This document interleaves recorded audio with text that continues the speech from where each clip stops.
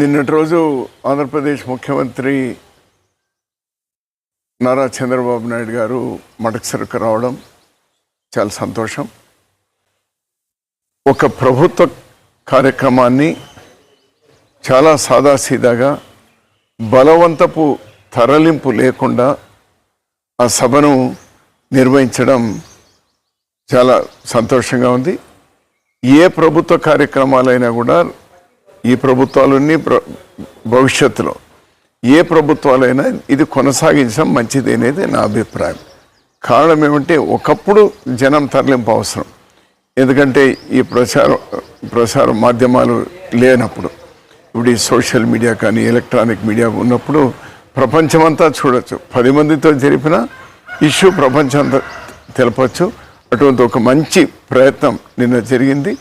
నేను నా హర్షాన్ని వ్యక్తం చేస్తున్నాను.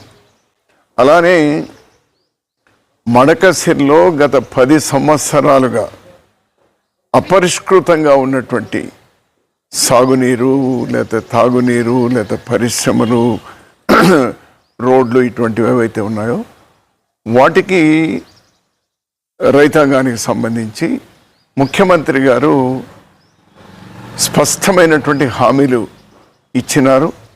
నా హర్షాన్ని వ్యక్తం చేస్తున్నాను. ఒక మడకసిర వాసిగా నా హర్షాన్ని వ్యక్తం చేస్తున్నాను. వాటన్నిటి కూడా వెంటనే ఇంప్లిమెంట్ చేసేటువంటి శక్తి కూడా భగవంతుడు ఈ ప్రభుత్వానికి ఇవ్వాలి. మడకసిరిలో గత 10 సంవత్సరాలుగా పెండింగ్ ఉన్నటువంటివన్నీ పరిష్కారం కావాలి అని నేను కోరుతా ఉన్నాను.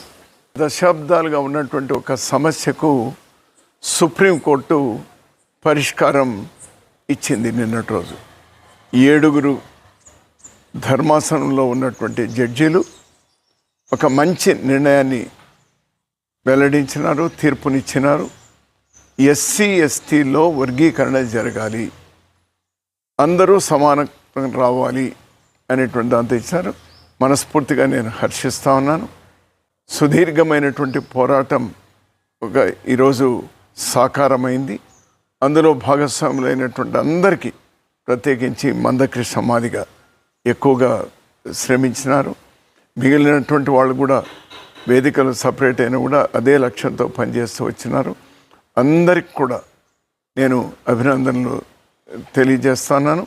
ఇది అందరికీ మేలు జరుగుతుందని నేను పర్సనల్గా విశ్వసిస్తున్నాను. కాంగ్రెస్ పార్టీ కూడా విశ్వసిస్తుంది.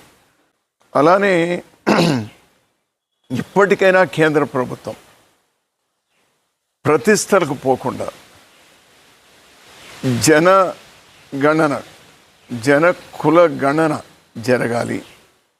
ఇప్పుడు ఎస్సీ ఎస్టీలో కూడా వర్గీకరణ జరగాలంటే ఇందులో 59 వర్గాలు ఉన్నాయి ఎస్సీల్లో, అదేవిధంగా ఎస్టీలో కూడా చాలా ఉన్నాయి. ఎవరు ఎంత అని తెలవాలి కదా. ఎస్సీలు ఎందుకు ఉన్నారు, ఎస్టీలు ఎందుకు ఉన్నారు తెలుసు అంతే. అందులో ఉపకులాలు ఎన్ని ఉన్నాయని తెలుసు కదా. అవి తెలుసుకోవాలంటే కుల జనగణన జరగాలి. So this the right time. ఇంకా ఆలస్యం చేయదు. ఇది దేశానికి అంతా సంబంధించింది. ఇప్పుడు అందరూ ఏమడుగుతున్నారు, మేమెంతమంది ఉన్నామో మాకంత వాటా రావాలి అని. తప్పేముంది ఏంటాను నేను. అందులో మెరిటే వస్తారు, మెరిట్ లేని వాళ్ళు ఎవరు రారు. సో దీనికి కేంద్ర ప్రభుత్వం వెంటనే అంగీకరించాలి. తక్షణమే ఈవెన్ దళితులకు కానీ, లేదా ఎస్సీ ఎస్టీలకు, బ్యాక్వర్డ్ క్లాసెస్కి, ఈవెన్ ఉన్నత వర్గాల్లో ఉన్నటువంటి పేదవాళ్ళకు కూడా మేలు జరగాలంటే ఇది వెంటనే కుల జనగణన టేకప్ చేయాలని మరోసారి కేంద్ర ప్రభుత్వాన్ని డిమాండ్ చేస్తున్నాం. పెరియార్ గారు, అంబేద్కర్ గారు, బిపి మండల్ గారు, వీళ్ళందరూ కూడా సుదీర్ఘమైనటువంటి పోరాటాలు చేసి ఈ కుల జనగణన జరగాలి అనేటువంటి డిమాండ్ చాలా రోజులుగా ఉంది. ఇదేం కొత్తదేం కాదు. దీన్ని రాహుల్ గాంధీ గారు మరో లెవెల్కి తీసుకెళ్ళినారు. రాహుల్ గాంధీ గారు కేవలం కాంగ్రెస్ పార్టీనే కాదు, ఈరోజు దేశంలో ఉన్నటువంటి బీజేపీ మినహా అన్ని పార్టీలు కూడా, ప్రాంతీయ పార్టీలతో సహా ఇది చేయాలి అని ఈరోజు కూటమిలో బీజేపీ కూటమిలో ఉన్నటువంటి పక్షాలు కూడా కులగణన జరగాలి అనేటువంటి డిమాండ్ చేస్తూ ఉన్నారు. దీన్ని రాహుల్ గాంధీ గారు ఈరోజు ఒక సక్సెస్ఫుల్గా అందరి యొక్క అభిప్రాయాలను సాకారం చేయడానికి ఇది ఒక సుప్రీంకోర్టు తీసుకున్నటువంటి నిర్ణయం, రాహుల్ గాంధీ గారు తీసుకున్నటువంటి పోరాటానికి ఊతం ఇచ్చింది. ఇది సాకారం అవుతుంది అని నేను విశ్వసిస్తా ఉన్నాను.